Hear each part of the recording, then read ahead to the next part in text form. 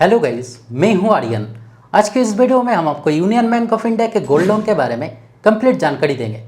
जैसे कि union bank of India के गोल्ड लोन के बेसिक फीचर्स और एडवांटेजेस क्या है, कौन कौन इस गोल्ड लोन को ले सकते हैं, यानी एलिजिबिलिटी क्राइटेरिया क्या है, लोन के लिए आपके पास कौन सा डॉक्यूमेंट रहना ज़रूरी है, लोन का इंटरेस्ट रेट क्या है, और साथ में एक एग्जाम्पल के तौर पर ये भी बताएंगे कि अगर आपके पास अगर 10 ग्राम का अगर गोल्ड ज्वेलरी है तब उससे कितने अमाउंट का गोल्ड लोन मिल सकता है।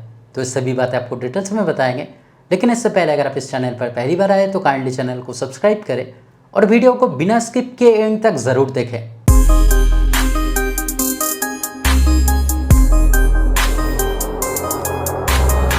तो अगर आप यूनियन बैंक ऑफ इंडिया से गोल्ड लोन लेना चाहते हैं तब पहले इस गोल्ड लोन का बेसिक फीचर्स और एडवांटेजेस आपके लिए जानना जरूरी है। तो चलिए पहले जान लेते हैं यूनियन बैंक ऑफ इंडिया के गोल्ड लोन के बेसिक फीचर्स और बेनिफिट्स के बारे में। तो जैसे कि आप यहाँ पे स्क्रीन पे देख सकते हैं कि अगर एज लिमिट की बात की जाए तब आपका मिनिमम एज 18 या फिर 18 से ज़्यादा होना ज़रूरी है। अगर लोन टेन्योरिटी की बात की जाए यानी कितना दिन के लिए आप लोन ले सकते हैं, तो मैक्सिमम 1 साल के लिए यानी मैक्सिमम 12 महीने के लिए आप लोन ले सकते हैं। मिनिमम 25,000 से आप लोन ले सकते हैं और मैक्सिमम 25 लाख तक आप लोन ले सकते हैं। आपके पास मिनिमम 18 कैरेट का गोल्ड रहना ज़रूरी है, या फिर अगर आपके पास अगर 22 कैरेट या फिर 24 कैरेट गोल्ड है तो वो आपके लिए बेहतर होगा, जिससे आप ज़्यादा अमाउंट का गोल्ड लोन ले सकते हैं।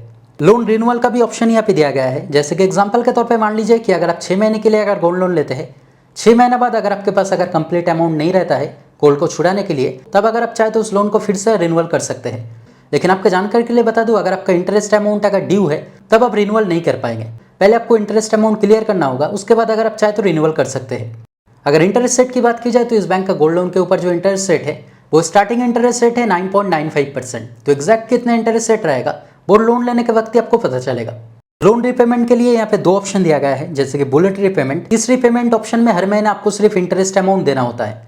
जैसे कि एग्जांपल के तौर पे मान लीजिए कि अगर आप 50,000 का गोल्ड लोन अगर 1 साल के लिए लेते हैं तब 50,000 के ऊपर जितना भी इंटरेस्ट होगा वो हर महीने आपको देना होगा, यानी प्रिंसिपल अमाउंट पे करने की जरूरत नहीं है। वो अगर आप चाहे तो लोन खत्म होने के बाद आप प्रिंसिपल अमाउंट पे करके आप गोल्ड छुड़ा सकते हैं। और इस ऑप्शन में पार्टली रिपेमेंट का भी ऑप्शन यहाँ पे नहीं दिया गया है, यानी हर महीने सिर्फ आपको इंटरेस्ट ही देना होगा।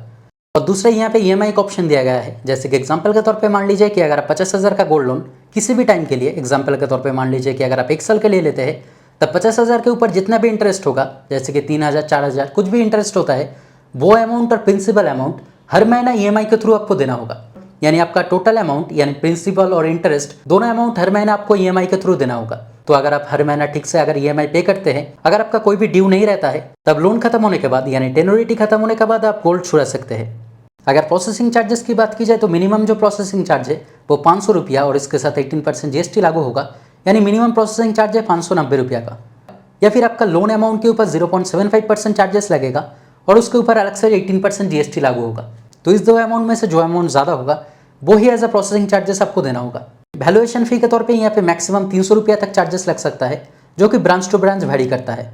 तो ये सब थे यूनियन बैंक ऑफ इंडिया के गोल्ड लोन के बेसिक फीचर्स और एडवांटेजेस जो आपके लिए जानना जरूरी था।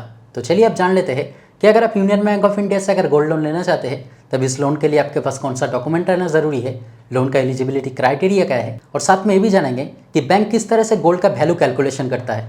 और एग्जाम्पल के तौर पर ये भी देखेंगे कि अगर आपके पास 10 ग्राम का अगर गोल्ड ज्वेलरी है तब उससे कितने अमाउंट का आपको गोल्ड लोन मिल सकता है। तो एलिजिबिलिटी क्राइटेरिया की अगर बात की जाए तब केवल इंडियन सिटीजन को ही गोल्ड लोन दिया जाएगा। और आपका मिनिमम एज, जैसे कि मैंने आपको पहले ही बताया है कि आपका मिनिमम एज 18 या फिर 18 से ज़्यादा होना जरूरी है। और गोल्ड लोन केवल गोल्ड ज्वेलरी के अगेंस्ट में ही दिया जाएगा। जैसे कि अगर आपके पास अगर गोल्ड कॉइन या फिर गोल्ड बार है तब उसके अगेंस्ट में गोल्ड लोन नहीं दिया जाएगा। तो गोल्ड लोन लेने के लिए आपके पास गोल्ड ज्वेलरी रहना जरूरी है। अगर डॉक्यूमेंट्स की बात की जाए तो आधार कार्ड रहना मैंडेटरी है, पैन कार्ड रहना भी मैंडेटरी है। लेकिन आपके जानकारी के लिए बता दूं, अगर आप 50,000 से कम अमाउंट का गोल्ड लोन लेते हैं तब पैन कार्ड रहना मैंडेटरी नहीं है। लेकिन कई ब्रांच में देखा जाता है कि अगर आप 50,000 से कम अमाउंट का गोल्ड लोन लेते हैं तब भी आपको पैन कार्ड सबमिट करने की ज़रूरत हो सकता है। तो मैं आपको ये सजेस्ट करना चाहूँगा कि अगर आप गोल्ड लोन लेना चाहते हैं और अगर आपके पास अगर पैन कार्ड मौजूद है तो वो अपने साथ ही रखें। और आपके पास 2 से 3 कॉपी पासपोर्ट साइज फोटो रहना ज़रूरी है। इनकम प्रूफ देने की यहाँ पे कोई भी ज़रूरत नहीं है, जैसे कि आप किस तरह का काम करते हैं या फिर आपका मंथली इनकम कितना है, यानी इनकम प्रूफ देने की ज़रूरत नहीं है। तो चलिए आप जान लेते हैं बैंक किस तरह से लोन का वैल्यू कैलकुलेट करता है, यानी गोल्ड का वैल्यू कैलकुलेट करता है और किस तरह से आपको गोल्ड लोन दिया जाता है। तो पहले बैंक चेक करता है कि आपका गोल्ड कितना कैरेट का है, जैसे कि 18 कैरेट या फिर 22 कैरेट या फिर 24 कैरेट गोल्ड का है। क्योंकि 18 कैरेट गोल्ड में 75% तक एक्चुअल गोल्ड यानी प्योर गोल्ड रहता है और बाकी 25% जिंक, कॉपर या फिर सिल्वर रहता है। और 22 कैरेट गोल्ड में 91.6% एक्चुअल गोल्ड यानी प्योर गोल्ड रहता है और बाकी 8.4% दूसरा मेटल रहता है।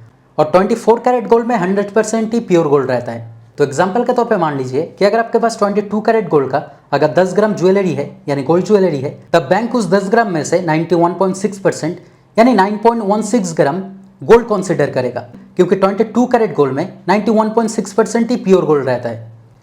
उसके बाद बैंक देखेगा कि प्रेजेंट डे में यानी उस दिन गोल्ड का मार्केट में वैल्यू कितना है। जैसे कि एग्जांपल के तौर पे मान लीजिए कि अगर उस दिन का गोल्ड का वैल्यू अगर मार्केट में 9000 है पर ग्राम के हिसाब से, तब 9.16 ग्राम इंटू 9000 यानी आपका टोटल गोल्ड का वैल्यू होता है 82,440।